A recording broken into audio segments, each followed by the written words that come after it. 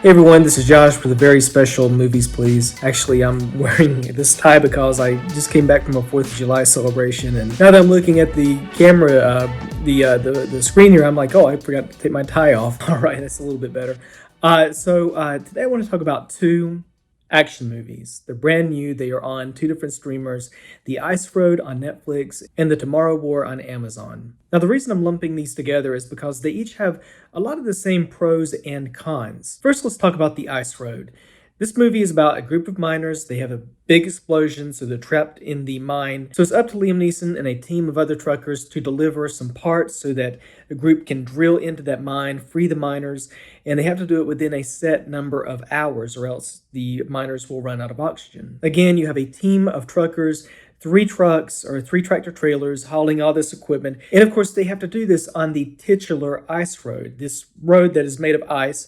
And of course, so the trucks are constantly in danger if they go too fast, too slow. If this ice road at any point breaks, then it sends the trucks, the valuable equipment, and of course the people down into the waters below. And you have this race against time. It's the setup for a really good movie. Like when I started this film, I thought this sounds like it could really be, like a really great action film. Unfortunately, it doesn't quite live up to the promise. Liam Neeson, he's Liam Neeson. He's a great actor, but when Liam Neeson is in action mode, he's Liam Neeson in action mode. And you know what you're going to get? If you're a fan of action mode Liam Neeson, you might like this movie if you're able to suspend disbelief. If you're someone you can easily watch a film, suspend disbelief, then you might like this. But for the rest of us, I want to talk about some of the problems with The Ice Road. The first one is one I'll start kind of on the lower scale.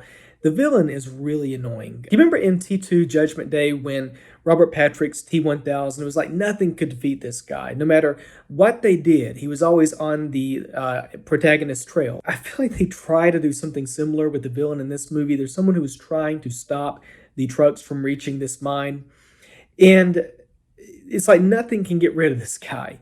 But it's not intimidating. It's not thrilling. It's not intimidating. It's just annoying. It's like this guy again. It's not thrilling. It's just the guy is very annoying. And I know a thing or two about being annoying. The other big thing, let me just jump in and add about the team. At the beginning of the movie, they're putting the team together. I was reminded for some odd reason. I don't know why. Maybe it was because it was such a big hit. And so when you think about big team going on a big adventure, got to save in this case, the world, but save the day.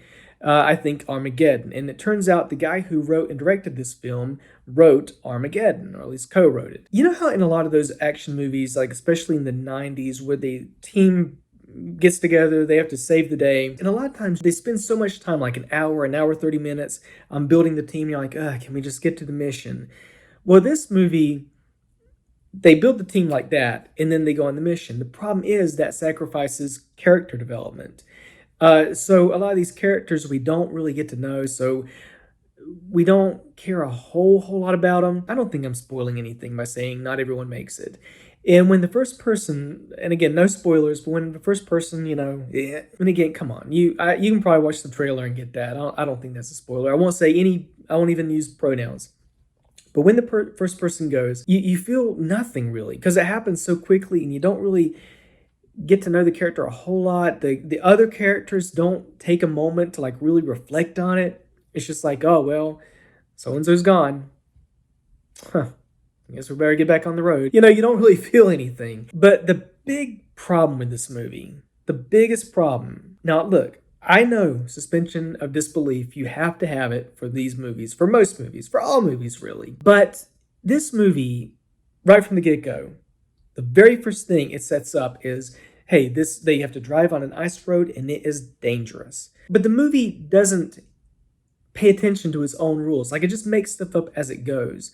There are moments where it's like all the characters have to do is breathe and the ice starts cracking. But then there are other moments where they are like tilting big rigs, tilting these massive trucks and trailers onto the ice and nothing. Like, there's no crack in the ice, nothing. It's just boom.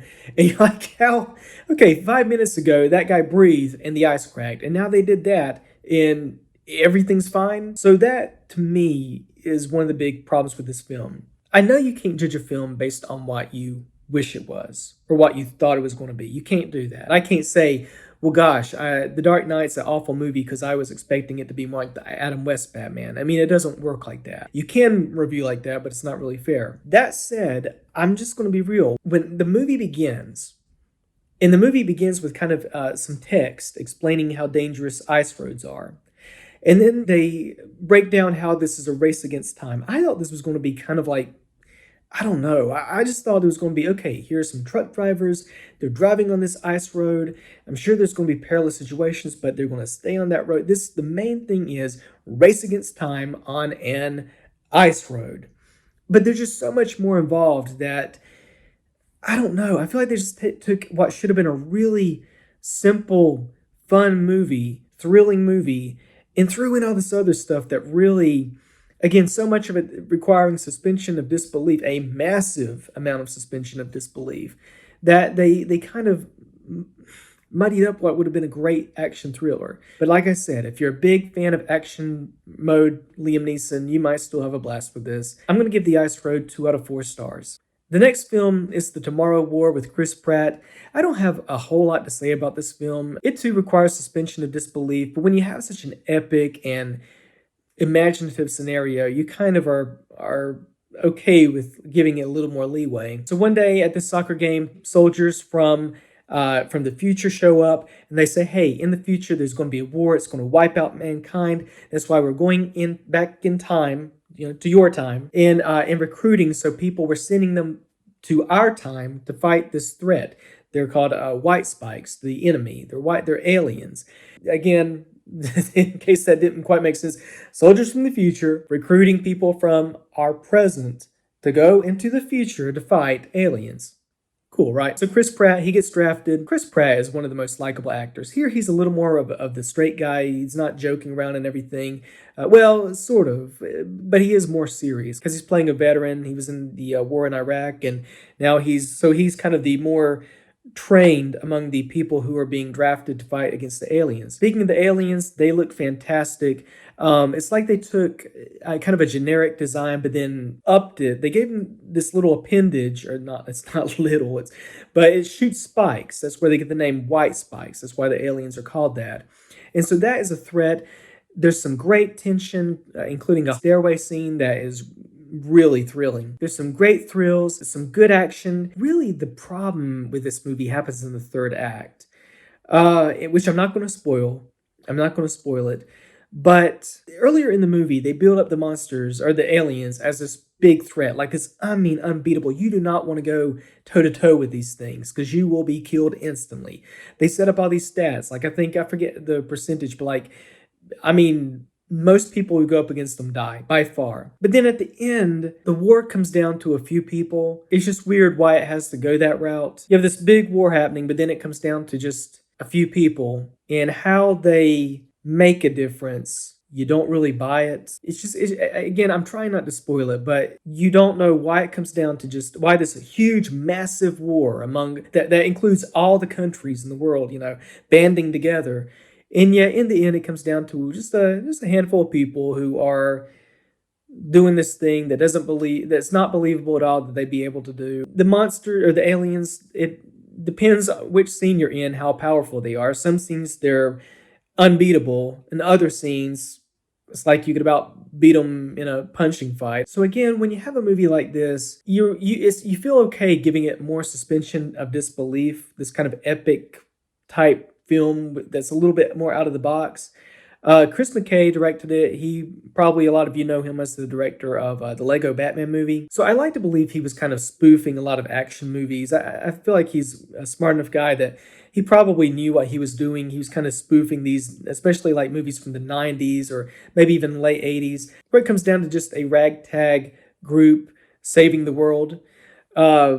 Speaking of that group, again, Chris Pratt, he's great. J.K. Simmons, awesome as always. There's one actor, I don't know his name. He's kind of the comic relief. I thought he was going to be annoying at first because he talks all the time. I mean, everybody in the room tells him to shut up. But then I really liked his arc, where he goes from kind of more of a coward into a more heroic role, and I liked that role. I liked that character development. I also thought that The Tomorrow War had a couple of heartwarming scenes, but would I recommend The Tomorrow War? Yeah. Ultimately, I'm going to give The Tomorrow War 2.5 out of 4 stars. So those are my thoughts on The Ice Road and The Tomorrow War. What did you think of these films? Let me know in the comments below. Please like this video, subscribe to my channel, follow me on Twitter. Until later, this has been Josh with Movies Please. Thanks for watching.